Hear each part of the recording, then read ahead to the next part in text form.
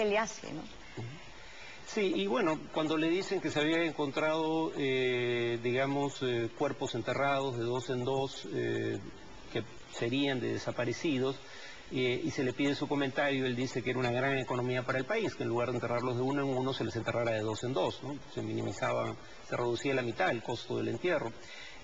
No hizo salvo, digamos, unos meses antes de su muerte, el más mínimo intento de reconciliarse con los deudos de sus víctimas, ¿no?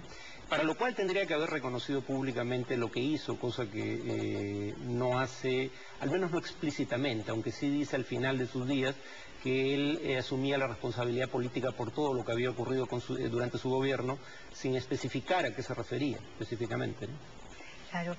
Ahora, el ejército chileno continúa plegado al pensamiento Pinochet. Definitivamente muere en el hospital, es visitado durante su enfermedad, su último periodo de enfermedad, por el general Óscar Isuriartes, ¿verdad? El comandante en jefe actual del ejército chileno, y luego está siendo velado en la escuela militar y protegido por los militares. Los militares incluso han colocado las banderas de sus locales, de sus sedes, a media asta.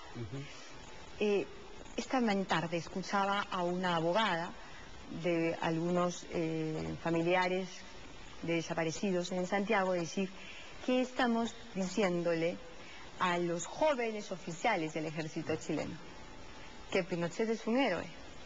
Y ella criticaba ferozmente la decisión de la presidenta Bachelet de haber autorizado los honores militares. Sí, digamos la coartada institucional es que Augusto Pinochet Ugarte fue comandante en jefe del ejército y jefe del comando conjunto de las Fuerzas Armadas durante los 8 primeros años de la democracia. Y en ese sentido el tipo de honores que se le están rindiendo eran pertinentes. Pero por otro lado hay un espíritu de cuerpo que va más allá de la solidaridad con el legado de Pinochet, que es discutible en qué medida exista hoy en día en las Fuerzas Armadas. Creo que es también el hecho de que finalmente la gran acusación contra Pinochet es por violaciones a derechos humanos, y no solo Pinochet estaba encausada por ellos, encausado por esas violaciones, estaban encausados muchos otros altos oficiales de las Fuerzas Armadas. Entonces es un poco cerrar filas en torno a ese tema también. Y también el hecho de que han ido perdiendo fueros a medida que se ha ido consolidando la democracia chilena, ¿no? Por ejemplo, digamos, el Consejo de Seguridad Nacional, donde había una fuerte presencia militar y que era básicamente la instancia a través de la cual los militares hacían valer sus prerrogativas frente al poder civil, ha cambiado su composición para que haya más miembros civiles y ha cambiado sus funciones para que sea un órgano meramente consultivo. Pero también hay hechos de la coyuntura actual, como el que ya se esté planteando la posibilidad de derogar la ley reservada del cobre, que le otorga a las Fuerzas Armadas el 10% del valor bruto de exportaciones de la empresa estatal del cobre Codelco, ¿no? Entonces creo que no es solo lo que, digamos, la actitud no solo refleja lo que una parte de la plana mayor de las Fuerzas Armadas, que a fin de cuentas es una institución deliberante y lo que decía el alto mando no lo pueden discutir los subalternos, no solo refleja lo que piensa respecto al legado de Pinochet, también refleja su preocupación frente a cómo viene la mano en la política chilena en los próximos meses, ¿no? Ahora, los líderes mundiales, la única que ha expresado su dolor por la pérdida del señor Pinochet ha sido Margaret Thatcher. Los demás no. Incluso el gobierno norteamericano ha enviado una nota sensibilizándose, solidarizándose con los familiares de las víctimas desaparecidas durante el periodo de Pinochet, la dictadura de Pinochet. Sí. El gobierno de Bush, y fue un republicano, Nixon, quien empujó al golpe, quien sostuvo a Pinochet 17 años en el poder, o por lo menos los primeros años en el poder. Sí, hay tres diferencias, ¿no? La primera es que George W. Bush es presidente en ejercicio de los Estados Unidos y Margaret Thatcher ya no ejerce cargo público alguno, puede decir lo que piensa, lo que le nazca de los ovarios, digamos, ¿no? En segundo lugar, no tiene que estar pendiente de las cuestiones de Estado. En segundo lugar, ella siempre ha sido clara en el sentido de que agradece a Pinochet el apoyo brindado por su régimen durante la Guerra de las Malvinas, librada por Gran Bretaña contra la Argentina, en donde Chile brinda sobre todo apoyo en materia de inteligencia y reabastecimiento de naves. Y por último, creo que hay un elemento que también compartí en su momento Milton Friedman, cuyos discípulos fueron básicamente los Chicago Boys que manejan el plan económico en Chile, y era la idea de que la libertad económica era la condición sine qua non para la libertad política, o en todo caso contribuía decisivamente a abrir campo a la libertad política, y que entonces era cuestión de tolerar un cierto periodo dictatorial hasta que la libertad económica generara una clase media grande e ilustrada que empezara a demandar derechos políticos. En primer lugar, es una teoría discutible. La clase media en Chile y en Argentina fue un bastión más bien de las dictaduras militares, al menos al inicio, en ambos casos.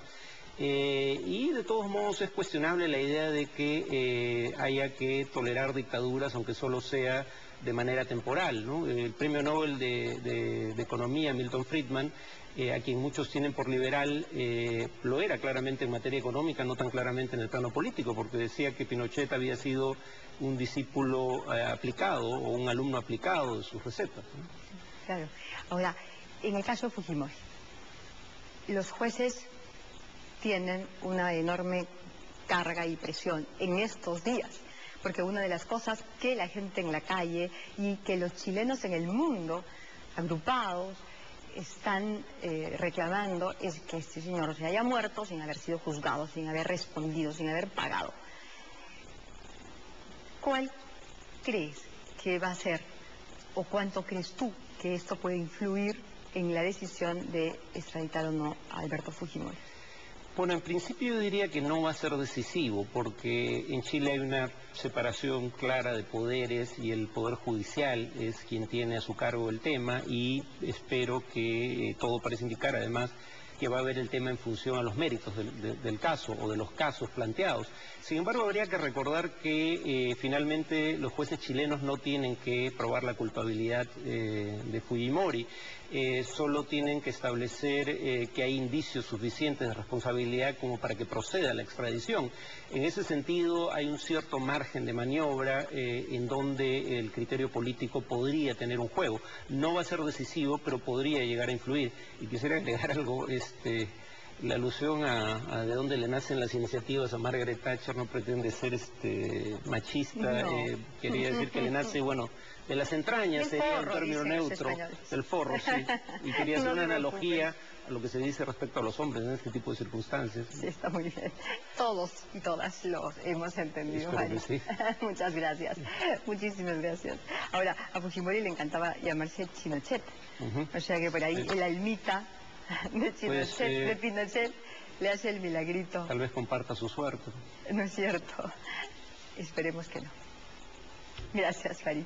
Muchísimas gracias.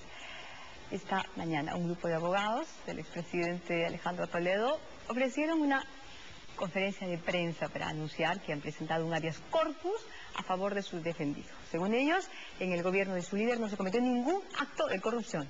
Y en todo caso, quien debe investigarlo no es la Procuraduría ad hoc creada para revisar la gestión de Toledo, no, sino su pata de San, el Contralor Matute. Carlos Ferrero se quejó porque las facturas de las comilonas, las botellas de whisky etiqueta azul, hayan salido de Palacio y hayan ido a manos de la prensa. A ver, dígame si no se ha vuelto bien chistoso el traductor. ¿Ah? Ofuscadísimo, porque el Contralor es quien tiene que tener esa documentación y no la prensa. Otro anuncio que hicieron Ferrero y sus amigos, los abogados de Toledo, fue que ellos han denunciado penalmente por difamación agravada al procurador Quino Ríos. Bien. Las redes de corrupción tejidas durante el gobierno de Toledo no estuvieron solo en Petroperú, en Provías y en la CONAPA. Hubo una que aún continúa y que se tejió en el PET, en el Programa Especial de Titulación de Tierras. Con el informe regresamos después de la pausa.